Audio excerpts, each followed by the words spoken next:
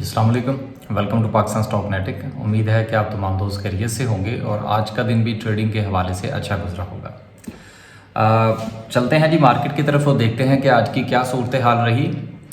इंशाल्लाह कोशिश किया करेंगे कि रोज़ाना की बुनियाद पर जो है मुख्तलिफ़ किस्म की जो बिज़नेस न्यूज़ हैं उनको भी हम शामिल कर सकें और उनका भी थोड़ा जायज़ा ले सकें, क्योंकि सर हमारी तो रकमें लगी हुई हैं, तो हमें तो मार्केट का पूरा जायज़ा लेना पड़ेगा, इर्द गिर्द के हालात पर नज़र रखनी पड़ेगी ताकि उसके मुताबिक जो है वो हम मार्केट में अपना फ़ैसला कर सकें। आज जो है वो मार्केट ने 650 महसूस हो रहा था कि शायद हालात जो हैं वो इस कदर गंभीर हो चुके हैं कि मार्केट जो है वो अपनी सपोर्ट को तोड़। और ऑल शेयर की बात करते हैं 433 पॉइंट्स की कमी है। KMA 30 की बात करते हैं तो आज भी 1000 पॉइंट्स निकले हैं।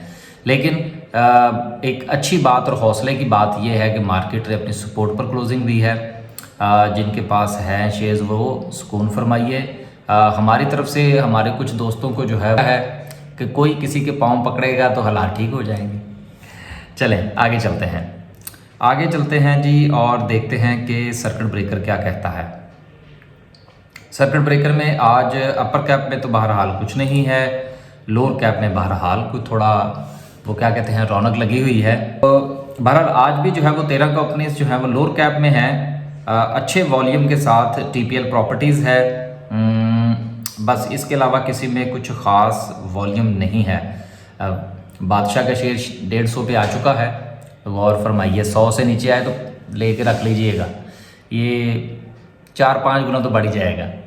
आगे चलते हैं जी और देखते हैं कि ग्राफिकल व्यू क्या कहता है। फिर उसके बाद जो है वो चंद न्यूज़ हैं जिन पर हम बात करने की कोशिश करेंगे।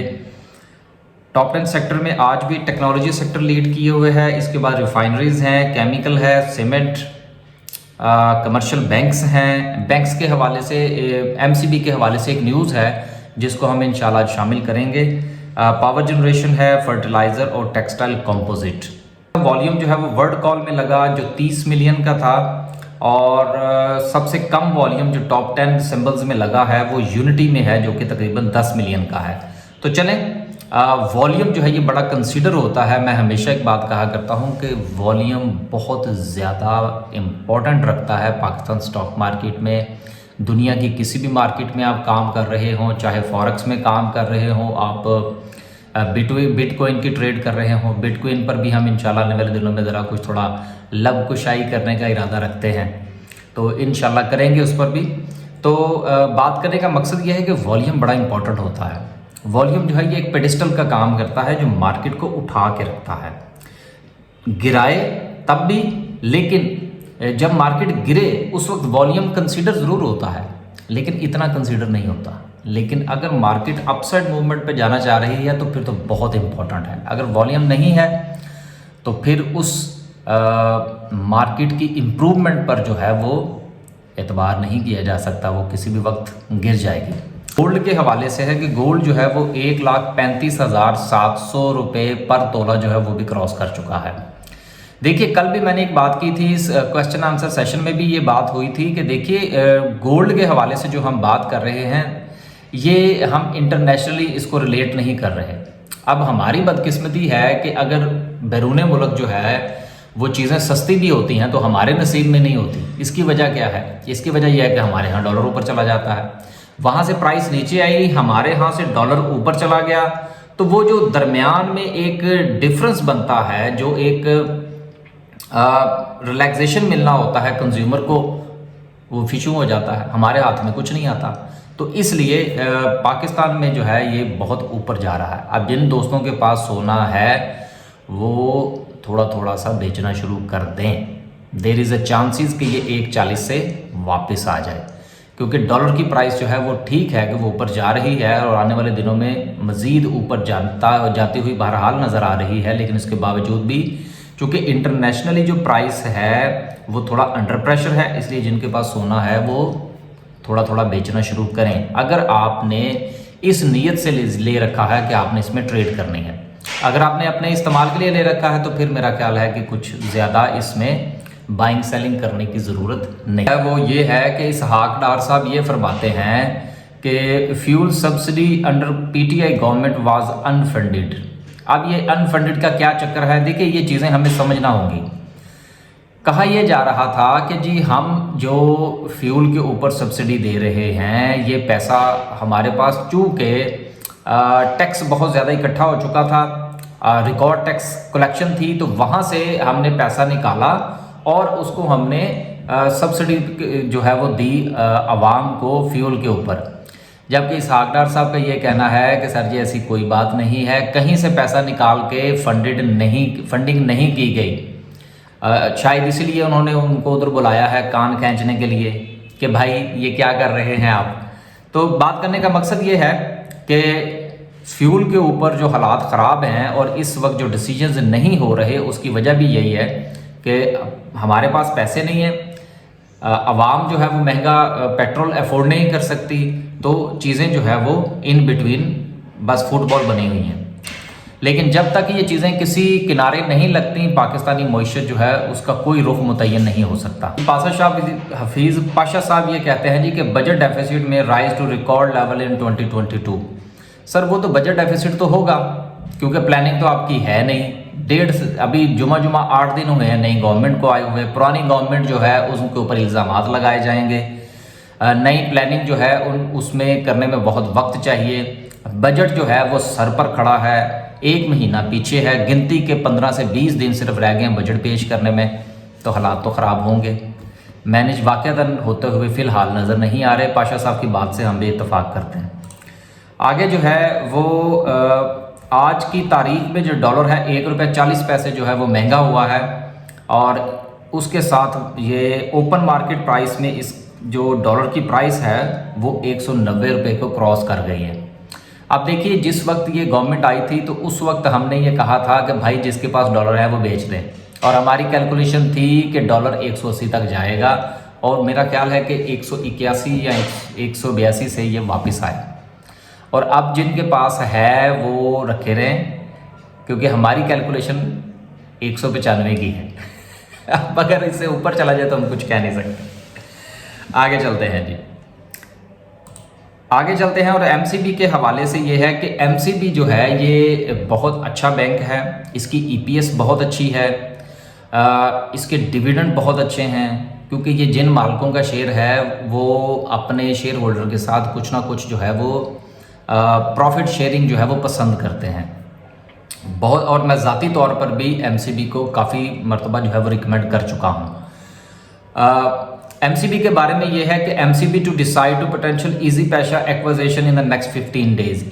इजी पैसा को एमसीबी जो है वो ख़रीदने जा रहा है, एक्वायर करने जा रहा है, और ये इस किस्म की न्यूज़ नहीं है जो ARY की तरफ से आती है। अभी हम वो क्या ख़रीदने लगे हैं जी, वर्ड कॉल खरीदने लगे हैं, कभी जो है जो पता नहीं क्या ख़रीदने लगे हैं, और आजकल जी हम समिट बैंक खरीदने लगे हैं। ये इनकी तरफ से जो न्यूज़ आती है वो हवाई न्यूज़ नहीं होती, उनके ऊपर एतबार किया जा सकता है। तो एमसीबी जो है अगर ये इजी पैसा को भी ख़रीद लेता है तो एक तो ऑलरेडी ये बहुत बड़ा बैंक है, इसकी ईपीएस बहुत अच्छी है, तो इजी पैसा ख़रीदने के साथ जो ये लोकल ट्रांजैक्शंस हैं उनका भी इसके ऊपर इम्पैक्ट होगा और इसके रिजर्व्स में भी इजाफा होगा। देखिए जितनी ज़्यादा ट्रांजैक्शंस होंगी उतना ज़्यादा जो है वो फ़ी जनरेट होगी, तो जब फ़ी जनरेट होगी तो बैंक के प्रॉफिट में मज़ीद इजाफा होगा, लिहाजा एमसीबी पर गौर फरमाया जा सकता है। ये बहरहाल अगर इजी पैसा ना भी ख़रीदते तो तब भी इसके ऊपर गौर फरमाया जा सकता है, लेकिन अब तो ये ख़रीद रहे हैं तो इससे मज़ीद इनके अंदर बेहतरी आने के गुंजाइश मौजूद है, गौर फरमाइएगा। आगे चलते हैं। इरसा के हवाले से है, इंडस रिवर सिस्टम अथॉरिटी जो है उसके हवाले से ये है कि जी हमने पानी जो है वो रिलीज़ कर दिया है। देखिए वाटर के हवाले से मैं ये बात ज़रूर करना चाहूँगा कि चंद दिन से जो है वो हम ये देख रहे हैं कि आप तारीख के ऊपर नज़र दौड़ाइएगा, हमेशा आपको पूरे पाकिस्तान में सिर्फ सिंध के इलाकों में ये देखने को मिलेगा कि जी हमारे पास पानी नहीं है, हमारे पास पानी नहीं है, हमारा पानी दूसरे सूबे खा जाते हैं, खा तो नहीं पी जाते हैं, हमें हमारा हक नहीं दिया जाता। और ठीक चंद दिनों के बाद ये, आज आप मेरी बात नोट कर लीजिएगा, चाहे आप कॉपी पेंसिल निकाल के लिख लें, आज की तारीख लिख लें, और ठीक आप, मेरा ख्याल है कि कोई 1.5 से 2 महीने भी नहीं लगेंगे। सबसे ज़्यादा शोर इधर से ही आएगा कि जी हम सैलाब से मारे गए हैं। तो बात करने का मकसद ये है कि ये मिसमैनेजमेंट है और कुछ नहीं है। पानी की मिकदार जो है वो पूरी है। पानी जो है जितना हमारे कुदरत ने हमें दे रखा है वो हमसे संभल नहीं रहा, और हमें ये जो बाज़ औक़ात इन चीज़ों का सामना करना पड़ता है कि जी वक्त पर हमारे पास पानी दस्तयाब नहीं होता, ये सिर्फ मिसमैनेजमेंट है और कुछ नहीं है। पानी आने वाले दिनों में अवेलेबल होगा, बल्कि इतना अवेलेबल होगा कि समझ नहीं आएगी कि अब इसको समंदर में कैसे फेंकना है। और मीठा पानी समंदर में फेंका जा रहा है, ये भी एक क्राइम है। इस पर भी किसी दिन इंशाल्लाह बात करेंगे, और कि आपको फ्यूचर में, मुस्तकबिल में इंटरनेशनली जो है वो किन किन हवालों से मार पड़ने वाली है, इन्वायरमेंट पॉइंट ऑफ व्यू से और उसके साथ साथ ये पानी के पॉइंट ऑफ व्यू से। ये तो बहरहाल चले दूर की बातें हैं, फिर कभी करेंगे इसके ऊपर। कैंडल के ऊपर अगर आप गौर फरमाइए तो आज की जो कैंडल है उसने एक बहुत अच्छी जो है वो क्लोजिंग दी है। और अगर आप ये देखिए कि आज की जो क्लोजिंग है जी, आज की अगर आप क्लोजिंग को ये देखिए तो वक्ती तौर पर मार्केट ने जो है ये नीचे ये वीक बनाई है, बहुत अच्छी वीक है। लेकिन एग्जैक्ट मार्केट ने जो क्लोजिंग दी है, अगर आप ये पर्पल कलर की लाइन देख रहे हो तो इस पर्पल कलर की लाइन में बाकायदा तौर पर आपको नजर आ रहा होगा कि गुज़िश्ता जो हमने इसकी यहाँ पर लाइन लगा रखी थी सपोर्ट की, एग्जैक्ट उसके ऊपर जो है वो मार्केट ने क्लोजिंग दी है। लिहाजा क्लोजिंग बहुत अच्छी है। और मैंने कल की वीडियो के अंदर ये बताया था कि ये बहुत इंपॉर्टेंट सपोर्ट है। अगर ये सपोर्ट टूटती है तो फिर मार्केट जो है वो सर 39,000 के करीब करीब कहीं जाके पाँव लगाएगी, क्योंकि मार्केट के पास नीचे पाँव रखने के लिए जगह नहीं है। शेयर्स काफ़ी हद तक डिस्काउंट हो चुके हैं। आरएसआई के हवाले से हमने ये बात की थी कि जिस वक्त मार्केट जो है वो अपनी सपोर्ट पर जाएगी उस वक्त आरएसआई जो है वो 30 पर होगी, और जो लोग आरएसआई पर ट्रेड करते हैं वो वहाँ पर अपनी पोजीशंस बनाने की कोशिश करेंगे। लिहाजा आज ऐसा हुआ। और अगर आप आरएसआई को देखें तो आरएसआई जो है वो एग्जैक्ट 31.61 पर है, 30 के करीब करीब है। मार्केट ने सपोर्ट पर क्लोजिंग दी है। मियाँ साहब जो है वो लंदन जा चुके हैं अपने कान खिंचवाने के लिए, तो लिहाजा कोई भी अच्छी न्यूज़ जो है वो मार्केट को यहाँ से अच्छा बाउंस बैक दे सकती है। हमारी अपनी ज़ाती राय ये है कि यहाँ पर अगर पैसे हैं तो 20% 25% के करीब जो है वो पोजीशन बनानी चाहिए। ये हमारी एक अपनी ज़ाती राय है। जितने ज़्यादा सवालात आ रहे हैं और जिस किस्म के सवालात आ रहे हैं, मैं तो ये सोच रहा हूँ कि जो हमारी पेड कंसल्टेंसी है उसके साथ साथ एक ऐसी उसी तरह की एक कंसल्टेंसी जो है वो ये भी बनाई जाए कि जिसमें वो क्या कहते हैं, जो दे उसका भी भला और जो ना दे उसका भी भला। क्योंकि लोग बहुत ज़्यादा जो वो क्या कहते हैं डेस्परेट हैं, परेशान हैं, उनको कुछ समझ नहीं आ रही कि इस पोजीशन में क्या किया जा सके। और हम जैसे जो दोस्त अहबाब जो थोड़ा बहुत समझते हैं चीज़ों को, हम लोग फ़ीस लेते हैं, फ्री में हम बताते कुछ नहीं है। लेकिन बहरहाल मैं कोशिश करता हूँ थोड़ी बहुत बताने की, तो काफ़ी लोगों को कह देता हूँ कि यार ठीक है आप व्हाट्सएप पर रब्ता कर लें, आपको बता देते हैं। तो चलें, इसके ऊपर मैं आजकल सोच रहा हूँ कि कोई ऐसी कंसल्टेंसी जो है वो मुतारिफ़ करवाई जाए कि जिसमें ये हो कि जो फ़ीस दे उसका भी भला और जो ना दे उसका भी भला। तो इसके बारे में भी अपनी राय दीजिएगा। खुश रहें, आबाद रहें। इंशाल्लाह जो है वो ये सिलसिला चलता रहेगा। फीडबैक दिया करें कि क्या इस किस्म की चीज़ें वो शामिल करनी चाहिए या नहीं। अल्लाह हाफिज़।